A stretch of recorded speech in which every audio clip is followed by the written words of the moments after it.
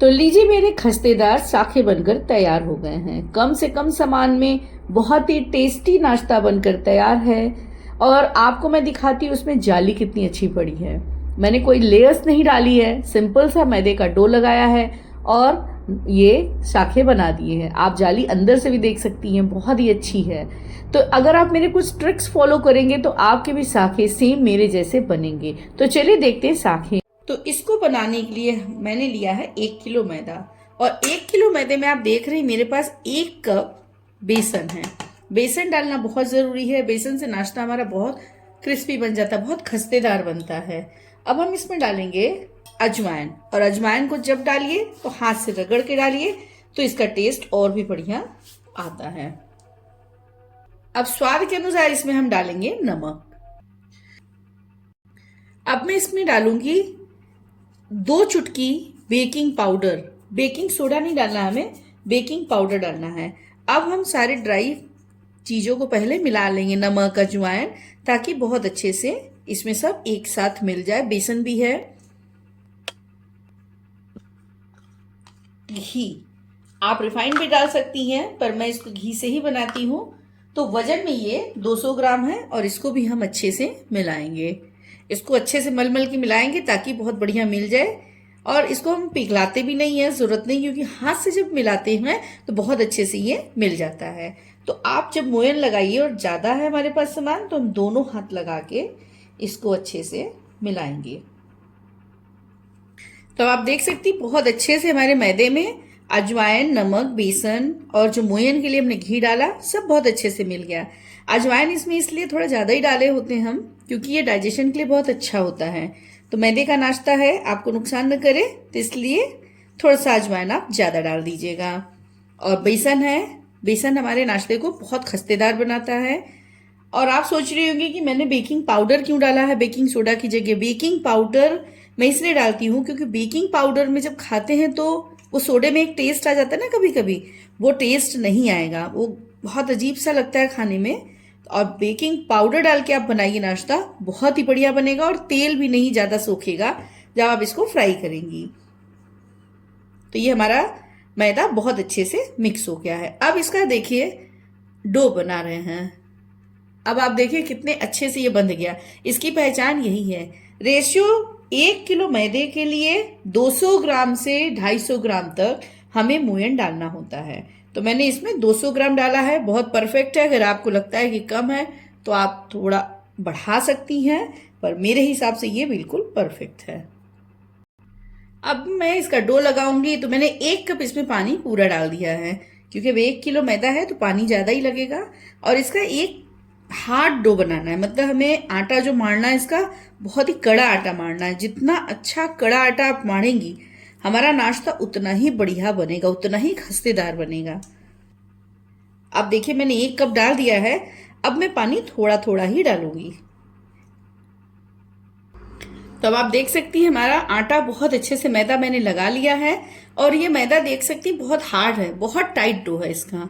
Tight dough ये है कि इसको हम 5 से 7 मिनट के लिए रेस्ट करने के लिए रखेंगे तो ये थोड़ा इससे सॉफ्ट हो जाएगा, क्योंकि हमें हार्ड डो ही चाहिए, इसलिए बहुत ध्यान रखिएगा। तो चलिए इसको हम 5 से 7 मिनट के लिए रेस्ट करने के लिए रखते हैं। पानी देखिए 1 कप पूरा पहले लग गया, और दूसरे कप में आप देख सकते 1 से 2 चम्मच बच गया है। तो कुल मिला के इसमें 2 कप में थोड़ा सा कम पानी लगा है। तो इसको हम किनारे करते हैं और रेस्ट करने के लिए रखते हैं। तो चलिए देखते हैं मैदा हमारा नाश्ते के लिए रेडी हुआ कि नहीं। तो इसका देखने की पहचान क्या है कि जब आप डो को वापस इसको चिकना कर रही हैं तो ये देखिए छितरा सा नहीं है, अब सब कुछ सिमट रहा है। इसका मतलब कि इसका ग्लूटेन अब रिलीज हो गया है। तो अब देखिए चलिए नाश्ता बनाते हैं। इसको हमें चिकना नहीं करना है, जैसे ये खुरदुरा है ऐसे ही रहने देना है। अब हम तोड़ेंगे इससे लोई, आप किसी भी साइज में करिए। अब देखिए ये लोई जब हमने तोड़ ली है तो इसको हमको चिकना नहीं करना है, एज इट इज इसे हम प्रेस कर देंगे और एक मोटा सा चपाती सा बनाएंगे बस। तो इसके लिए आप एकदम बड़ा बड़ा सा डो लीजिएगा ताकि जल्दी जल्दी नाश्ता बने। मैं आपको दिखाने के लिए मैंने छोटा सा लिया है। तो अब देखिए कितना मोटा है, इसकी थिकनेस मैं आपको दिखाना चाहूँगी। तो ये देखिए इतना मोटा हमें बेलना है। अब साइड का हम निकाल देंगे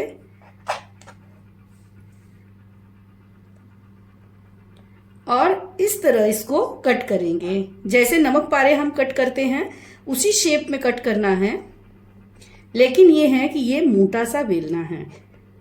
और इसका डो जो है बहुत हार्ड लगाना है। इसके थोड़े से ट्रिक्स हैं बनाने के, और अगर आप इस ट्रिक्स को फॉलो कर लेती हैं, मेरे बताए हुए जो भी तरीके हैं, तो आपका भी ये नाश्ता बहुत ही बढ़िया बनेगा।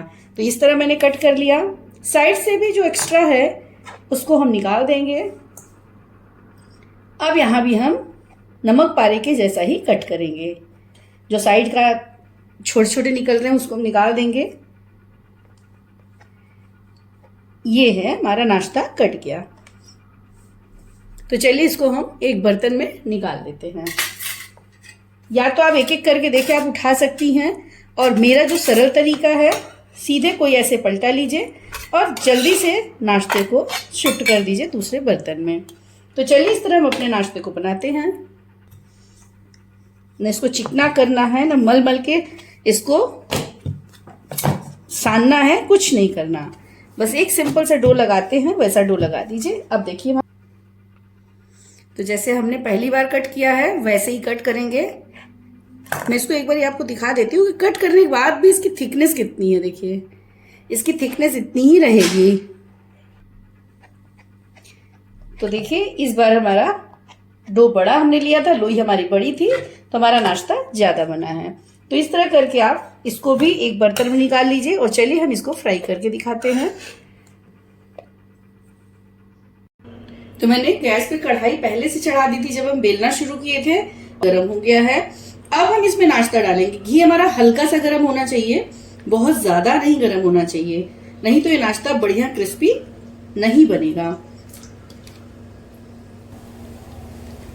दूसरी बात का ध्यान हमें क्या रखना है कि जब हम इसमें अपने साखे डाल रहे हैं तो बहुत ज्यादा नहीं डालेंगे, क्योंकि ये बाद में जब सीखने लगता है, थोड़ा सा खुलता है तो फैल जाता है। तो जब ये खस्तेदार हो जाता है तो इसको जगह थोड़ा और चाहिए, तो इसलिए हम थोड़ा सा डालेंगे, इतना डालेंगे कि अच्छे से हमारा फ्राई हो जाए। तो अब आप कढ़ाई में देखिए कैसे हमारे नाश्ते, कैसे इसके लेयर्स अलग अलग हो रही है। हमने कोई लेयर नहीं बनाई है इसमें, बट आप जब इस विधि से बनाएंगे तो इसकी एक एक लेयर एकदम खुल जाएगी। और गैस का फ्लेम देखिए कैसे धीमा ही है, तो इसी धीमे फ्लेम पे हम इसको थोड़ी देर तल लेंगे। तो जब ये नाश्ता हल्का सा मीन्स अच्छे से देखिए थोड़ा टाइट हो गया, छूने लायक हो गया, तब हम इसको टच करेंगे। उससे पहले इसे हमें छूना बिल्कुल भी नहीं है। बस इसको हम डाल के धीमा गैस करके पकने देंगे, बिल्कुल टच नहीं करना, अलटना पलटना बिल्कुल भी नहीं है। अभी तो थोड़ी देर और हम धीमे गैस में इसको हम सिकने देंगे। तो अब ये देखिए धीमे ही गैस में मैंने इसको लाल होने तक पका लिया है। तो ये मैं थोड़ा सा उठा के दिखा रही हूँ आपको।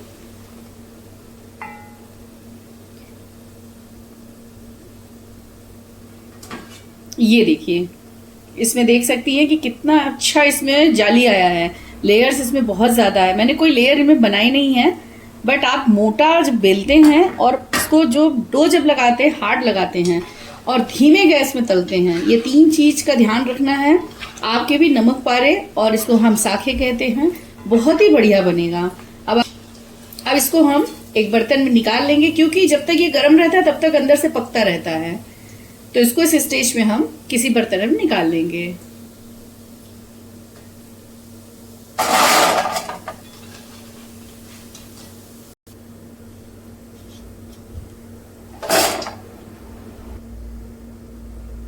तो अब मैं थोड़े छोटे साइज में बना रही हूं, तो इसको भी धीमे गैस में ही सेम प्रोसेस से तलूंगी।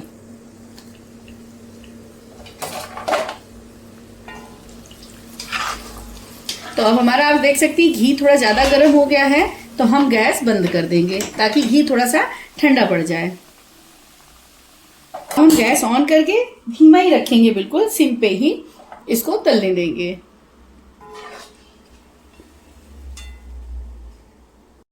तो अब हमारे क्रिस्पी छोटे छोटे से साखे बनकर तैयार हैं। तो ये बच्चों के लिए बनाइए, बहुत अच्छा है।